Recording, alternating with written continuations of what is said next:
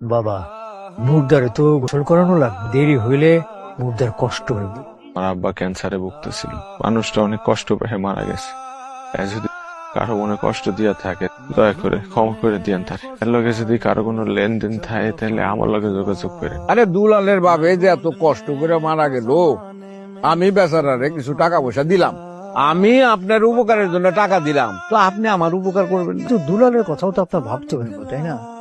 এক লগে 8.5 লাখ টাকা দেওয়ার মতো সামর্থ্য কি ওর এখন আছে? এই উপরি টাকা মাফ করে দিছি, বাকি থাকে আরো 7 লাখ টাকা। হুজুর আপনি আমার একটা সিদ্ধান্ত দেন, আমি আমার টাকাটা ফেরত পাই আর তারাও জানে বাসে। আপনারা যদি আমার দুলালকে একটা বছর সময় দিতেন, দুলাল আস্তে আস্তে টাকাটা সুদাই দিত।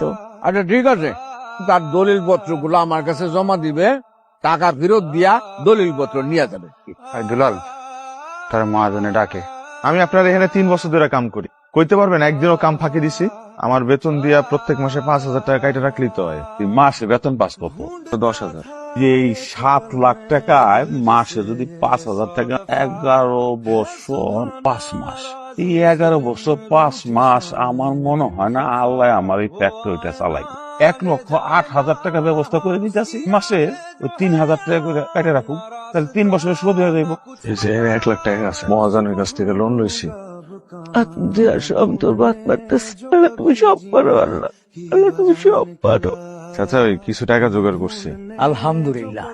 3টে জিনিস মৃত্যুর পর মৃত ব্যক্তির কাজে আসে: নেক আমল, সদকায়ে জারিয়া, সুসন্তানের দোয়া। আমার আব্বাই তো হারা জীবন মানুষের জমি চাষ কইরা সংসার চালাইছে, কেউ তো কইতে পারবো না হে মানুষের 1 টাকা মাইরা খাইছে। আমি তো হ্যারি পোলা। এটা কি এর টাকা? এখানে 52,000 টাকা আছে, সবাই থেকে তুলছি আপনাকে নিয়ে। ব্যাপার 3 মিলে দিছি, টাকাটা তুই রাখ দুলাল। মাছ, মুরগি আর মিষ্টির প্যাকেট গুলো সম্বন্ধটা নিয়ে আসলাম। কি এর সম্বন্ধ পাইছে? সাইমা আমার একমাত্র মেয়ে, আমি চিন্তা করছি সাইমারে আমি দুলালের হাতে তুলে দেব। আমার যে দেনা পাওনা আছে সে সবই মা। বিষয়টা আপনি একটু ভাইবা দেখেন। ওরে আল্লাহ, মাস কাশিম ভাই ছিল, সে দিয়া গেছে। হুট করে এত ভালো মানুষ হয়ে গেল, টাকা পয়সা যা পায় একে মাফ করে দিব নাকি? নিশ্চয়ই কোনো মতলব আছে, তাই কিন্তু এত ভালো মানুষ না আম্মা। সে আমাকে লোকে আত্মীয়তা করতেছে। সাইমা, চাচা আপনি শুনছেন? সাইমারে বিয়ে করে আমি আমার বাপের ঋণ শোধ করবো। এইটা তো তোমাদের পরিবারের জন্য একটা আশীর্বাদ। আমরা সবাই তোমার ভালো চাই। বেকায়দা পড়া মানুষের ইচ্ছা অনিচ্ছার কোনো দাম নাই।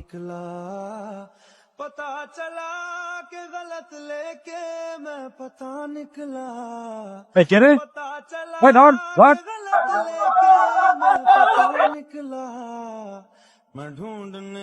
তোরে আমি বিশ্বাস করে আমার ক্যাশের দায়িত্ব দিয়ে রাখছিলাম, আমার ফ্যাক্টরিতে চুরি করলি। মাফ করে দেন মহাজন।